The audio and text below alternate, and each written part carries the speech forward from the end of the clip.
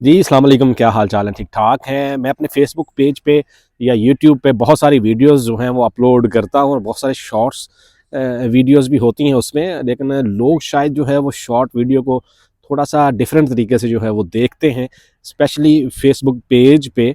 और बहुत सारे कमेंट्स ऐसे करते हैं कि जैसे जो है वो मैं उनको वीज़े दे रहा हूँ या ये जॉब्स मेरे पास हैं। एक्चुअली वीडियो बनाने का मकसद ये होता है कि आप कैसे इन जॉब्स के लिए यहाँ पे अप्लाई कर सकते हैं। ज़रूरी नहीं है कि आप किसी एजेंट के पास जाएँ या कंसल्टेंट के पास जाएँ और बहुत ज़्यादा पैसे जो है वो पे करें।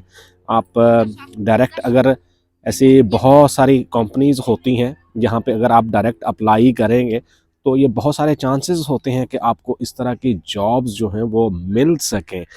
लेकिन बहुत सारे लोग जो हैं वो कमेंट बॉक्स में शायद ये समझते हुए अपना व्हाट्सएप नंबर या बहुत सारे और डॉक्यूमेंट्स जो हैं वो सबमिट करते हैं कि शायद मैं नौकरियां दे रहा हूं या शायद जो है वो मेरे पास वीज़े हैं। इस तरह की ऐसी कोई सूरत हाल नहीं है।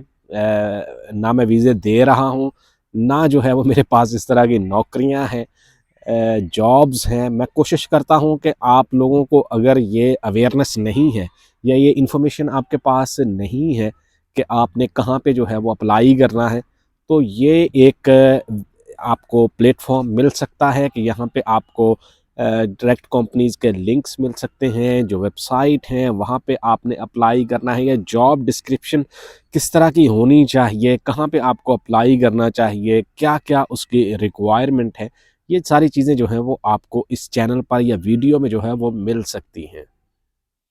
है जर्मनी की अपडेट्स में एक अपडेट जो जनवरी से स्टार्ट हुई है वो है एक्टिव रेंटे, जिसको कहते हैं कि अगर आप ऑलरेडी जो है वो पेंशन ले रहे हैं और कोई मिनी जॉब, जैसे पहले जो है वो लोग करते थे कि पेंशन लेने के बाद कोई ना कोई मिनी जॉब जो है वो यहाँ पे स्टार्ट कर देते थे और उससे जो पैसे मिलते थे उससे अपनी जो पेंशन है और ये मिनी जॉब के पैसों से जो है वो अपनी लाइफ को या लाइफ़स्टाइल को बरकरार रखते थे। लेकिन अभी जर्मन गवर्नमेंट ने एक नया कानून जो है वो पास किया है, एक्टिव रेंटे उसको कहते हैं, कि जिसमें आप पेंशन होने के बाद 2000 तक जो है वो विदाउट एनी टैक्स जो है वो पैसे कमा सकते हैं। अगर आप फिट हैं, आप काम कर सकते हैं। यहाँ पे चूँकि सेहत के बारे में लोग बहुत ज़्यादा कॉन्शियस होते हैं और रिटायरमेंट की एज के बाद भी इतना फिट होते हैं, एक्सरसाइज करते हैं कि वो काम कर सकते हैं।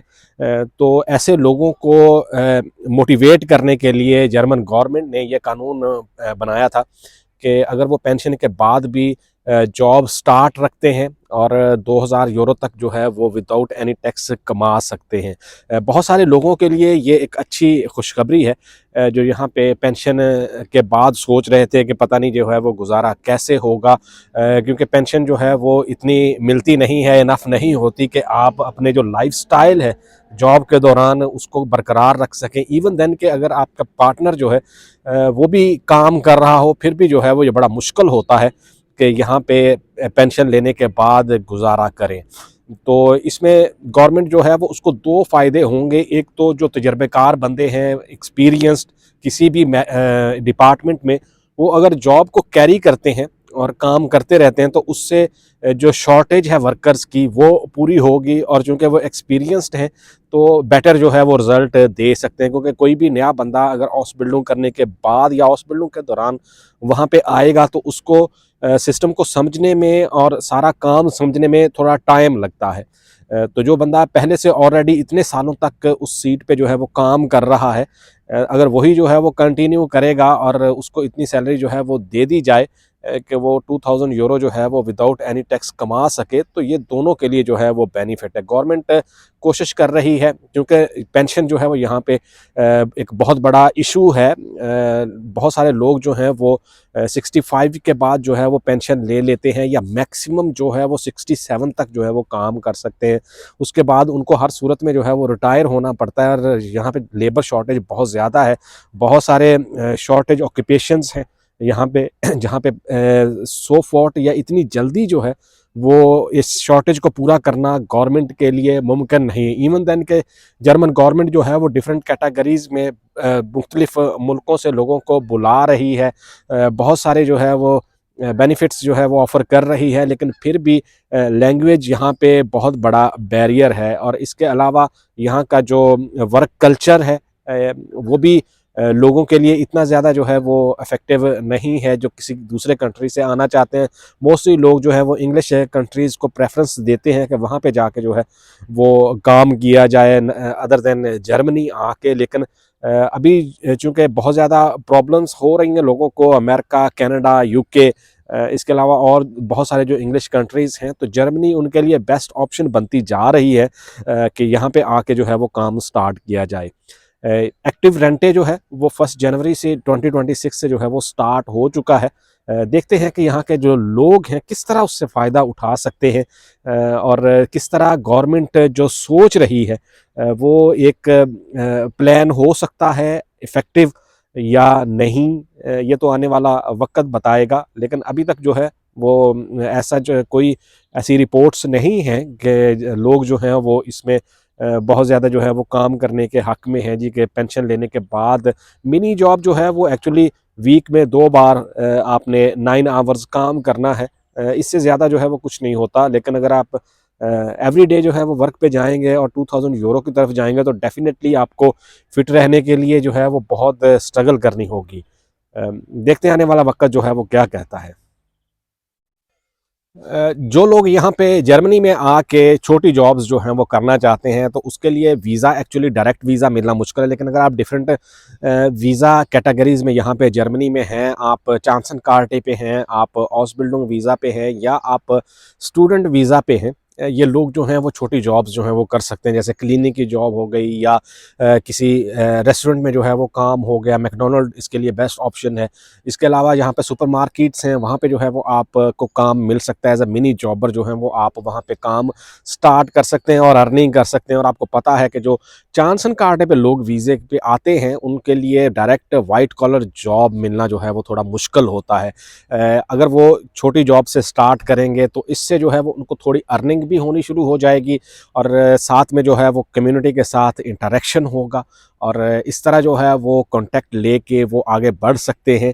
कोई ना कोई जो है वो रेफरेंस उनको इस तरह छोटी जॉब से भी मिल सकता है, जो उनके लिए फ्यूचर में जो है वो हेल्पफुल हो सकता है। स्टूडेंट के लिए जो है वो अच्छा मौका होता है कि वो किसी वेयर हाउस में, किसी मैकडॉनल्ड पे, रेस्टोरेंट पे, या इस तरह की कोई जॉब जो है वो कर सकें। लेकिन चूँकि स्टूडेंट जो है वो मोस्टली बिग सिटीज़ में आते हैं, और वहाँ पे बहुत ज़्यादा स्टूडेंट या बहुत ज़्यादा तादाद होती है, और किसी भी बंदे के लिए जो है वो अलहदा से इस तरह की जॉब मिलना थोड़ा मुश्किल होता है। लेकिन स्ट्रगल तो हर जगह पे करनी पड़ती है, और अगर आप स्ट्रगल करेंगे तो फिर ही जो है वो आप कामयाब होंगे। इस तरह की जॉब्स जो हैं वो आप कर सकते हैं। ये याद रहे कि जो शेंगेन वीज़ा है या विज़िट वीज़ा है, उस पे अगर आप आते हैं यहाँ पे, तो आपको कोई भी छोटी बड़ी कोई भी जॉब जो है वो करनी अलाउ नहीं होती।